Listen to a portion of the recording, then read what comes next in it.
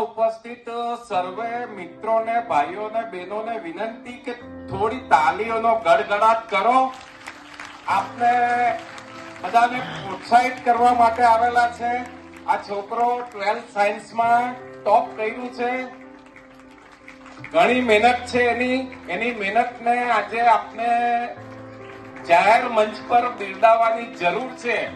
કેમ કે તમારી આ તાલી છે ને એને કાયમના માટે એના દિમાગની અંદર ગુંજતી રહેશે ને આગળ વધવા માટે એને પ્રોત્સાહિત કરતી રહેશે.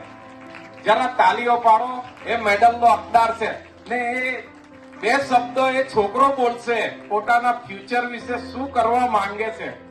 હું તારા અત્યારે સ્ટેજ પરથી જાણવા માંગુ છું કે તારે શું કરવું છે ફ્યુચરમાં. અચ્છા, એને મને કીધું કે એન્જિનિયર બનવું છે. એક એન્જિનિયર એને એવોર્ડ આપવા જઈ રહ્યા છે ને એન્જિનિયર બનવા માટેની એની ખ્વાહિશ છે.